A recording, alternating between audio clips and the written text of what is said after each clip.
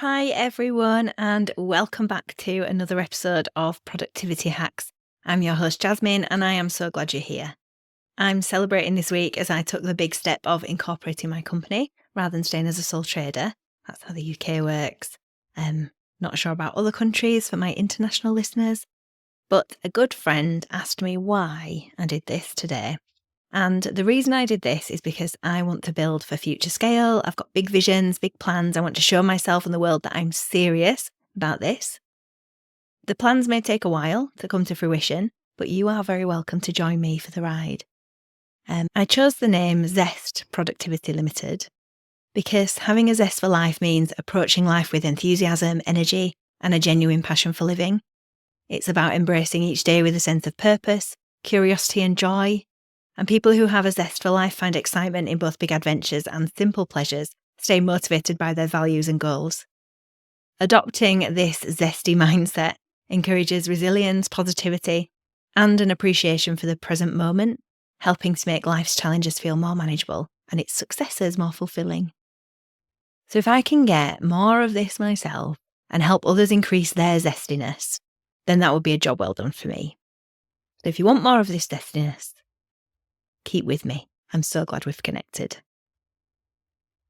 Today's episode of Productivity Hacks is inspired by a great question that I got from Victoria on Instagram. And she said, can you talk about your tactics for keeping on track with your weekly and daily plan in real time? Such a good question, because let's be honest, even the best laid plans can go sideways when life gets busy. So in this episode, I'm going to share with you my favourite tips and tools for sticking to the plan without feeling like you're chained to it. We're going to talk about being realistic, using planners, staying focused, or even how to regroup when things don't go as planned. Before we get started, I just wanted to shout out some new locations. Productivity Hacks has now been listened to in 40 countries, with 307 cities represented. New countries recently have been the Maldives, Saudi Arabia, Nigeria, and Hong Kong.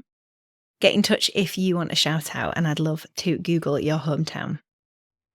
Okay, back to today. Grab a cup of tea, get your notebook out, or take me along with you on your walk. Let's get going. So why does sticking to a plan matter? I wanted to start by talking about how important it is to stick to your plan, or at least try to. For me, having a plan is about more than just ticking the boxes. It's about creating that clarity, reducing overwhelm every day. It's about linking my day-to-day to my long-term dreams, as I've shared in my last 3 episodes about planning. When you've got a clear plan, you're not constantly wondering, what should I do next? It is like giving your brain a roadmap for the day. It's making your decisions in advance, and it's being your future friend so that you can help prevent decision fatigue in the future. That said, plans need to be realistic, and this is where many of us go so wrong, because we write these epic to-do lists that would take 3 days or 3 weeks to get through, and then we tell ourselves that we failed when we only tick off half. Does that sound familiar? If you want to stick to your plan, step 1 is making sure it's actually achievable. And this brings me to something really important, which is knowing yourself and your limits. Overstretching yourself is a surefire way to feel burnt out and frustrated. Instead, how about using your weekly planning time to reflect on the previous week before you jump into the next week's plan, so you can learn what works and what doesn't and edit your plan? Ask yourself, did I take on too much? What worked well? What didn't? Planning is not about just looking forward. It's about learning from the past so you can set yourself up for success. My wonderful friend shared with me recently about a week she'd had that was just too much. She took on too much as she wanted to help someone else out, but she didn't realise that she had taken on too much until she spent the time reflecting at the end of the week. She asked herself, why am I feeling like this? She explored why she took on what she did. And then she put some plans in place to try and not make this same mistake in the future. She put in those solid boundaries in place and communicated them. And she even wrote a list to remind herself of the consequences of taking on too much. How good is that? It wasn't great that she had a challenging week. I really felt for her, but It was great that she used that to learn and adapt for the future. So there's some tools you can use to stick to your plan. And I wanted to talk about specifically paper versus online planning. This comes up all the time. And the truth is, there is no one-size-fits-all answer. Some people love that tactile feel of a paper planner. Others swear by the flexibility of a digital tool like a Google Calendar or Notion. You need to try things and decide what works and lean into things you already like or use. If you love notebooks and pens, perhaps leaning towards a paper planner is a great idea. If you love apps and tech, then try that. There are great to-do list apps with reminders that can easily take the place of a paper one. I personally don't like using lots of apps because I try to reduce my phone notifications where I can, but I have used these in the past and loved them. Also adjust. Something works until it doesn't. You change, the world changes. So reflecting on what works is a really good thing. If you can enjoy the planning, then that is a win. I was sharing that with someone in my Productivity Hacks Facebook group. If you can enjoy the planning, that's great. But if you can't enjoy it, if you can use something to make it quick and painless, that is also a win. But personally, on the whole paper versus digital debate, I use a mix. I love jotting down my daily priorities on paper and doing my planning system, the planning system I shared with you last week, because it keeps everything front and centre. I also love using highlighters and making it look attractive. I find it really helpful to write things down because it kind of gets more in my brain. But for scheduling stuff, I completely rely on my online planner, especially for time blocking, because I need to be able to book something in on my phone and then see it on my computer. I need to be able to book something in and my husband sees it as well. If I just used a paper diary to write all my appointments in, it would really frustrate me. So I have different calendars on my Google Calendar. I've got one for the kids, where they are, what activities they're doing. I have my work one, I have personal. I see my husband's shifts as a train driver. I see it all there and I can see where my space is. If I just used a paper diary to write all my appointments in, it would really frustrate me because I couldn't just add something in when I was out and about. I couldn't see if my husband had put something in. I couldn't see what the plan for the kids was. If you're not sure which is for you, paper or online, try both and see what feels right. And don't be afraid to switch it up if you need to change. So where do you lean towards? Paper, digital, a mix? Do you love notebooks? Do you love tech? Where to start? Where do you lean towards? So I want to now get onto the nitty-gritty about how to actually stay on track with your plan in real time. And these are my go-to tactics and some books that you could check out if you want to explore this concept further. On the topic of books, I love them.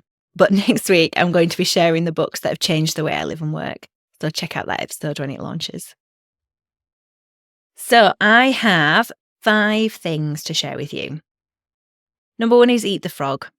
I have mentioned this before, but if you've never heard it, it comes from Brian Tracy's book, Eat That Frog. It means tackling your hardest or most important task first. It's based on a saying that says that if the first thing you do every morning is eat a live frog, you'll have the satisfaction of knowing that it's probably the worst thing you'll do all day. I cannot imagine the horror of eating a live frog, but imagine it with me for a second if you can.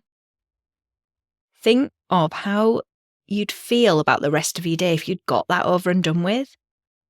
And if you translate this to your tasks, think of that important task, which is often the thing that we put off and procrastinate over. That's your frog. When you start the day by eating the frog, you build momentum and you feel accomplished early on, and it makes it easier to stay on track. This approach is really helpful if you tend to procrastinate on big tasks. If I'm procrastinating on something, one thing I do is I have a little stash of chocolate bars in my desk, and they're Freddo frogs, which we can get in the UK.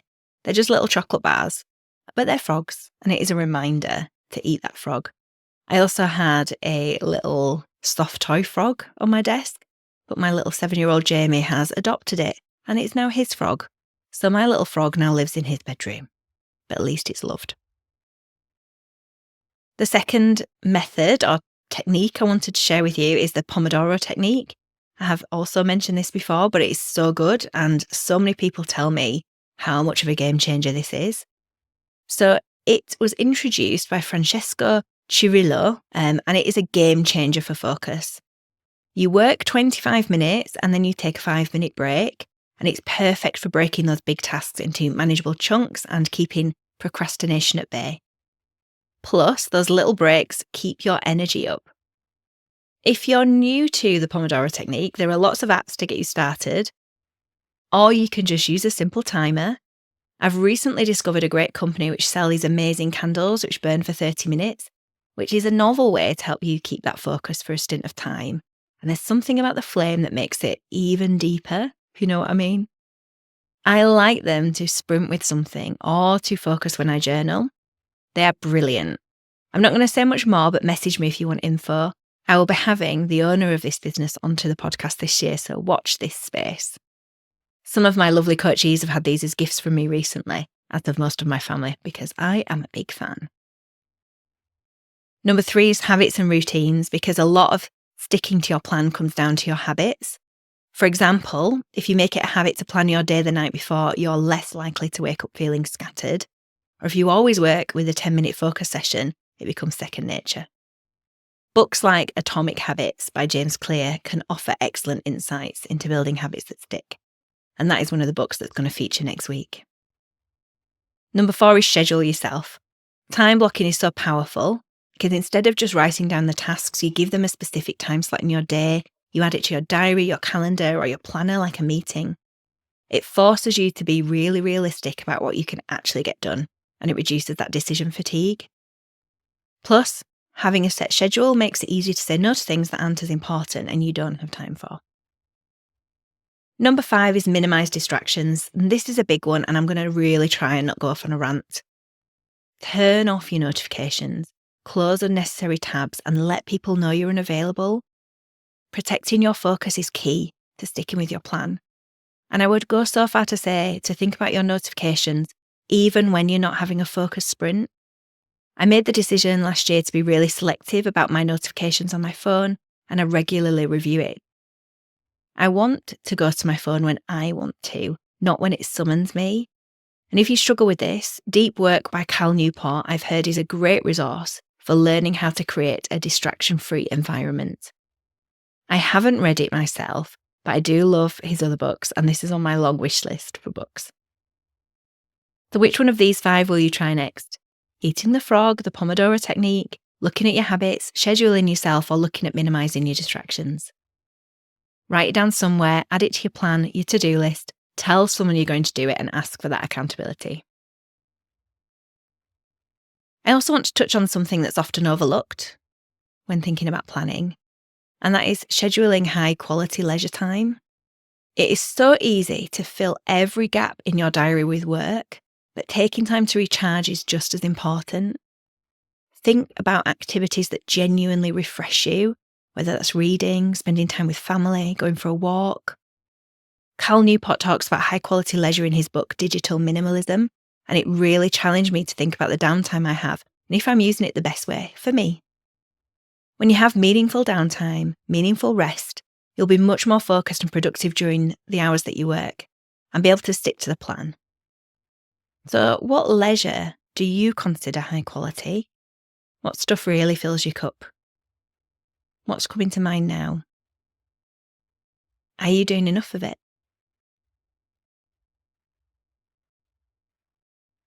So this year, my word of the year is aligned adventure. I know it's 2 words. It's my word. It's my rules. And I've been using this aligned adventure as a guide in my planning.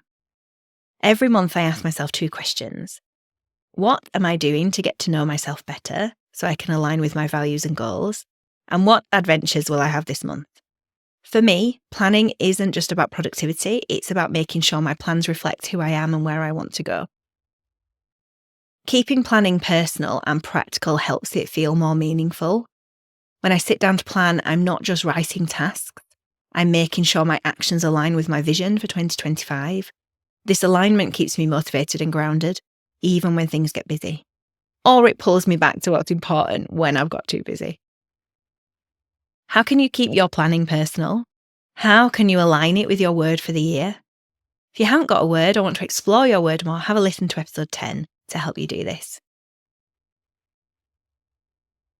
I wanted to touch on how to regroup when things go off track, which is linked to what Victoria asked. Because even with the best intentions, there are days, weeks, when plans go out the window. And here's what I do when that happens. Firstly, I just pause and reassess. I try not to panic. I take a moment to breathe and I look at my plan. What absolutely needs to get done today? What can wait? Like I shared earlier about my friend, her week last week went wrong and she could have spiraled, but she didn't.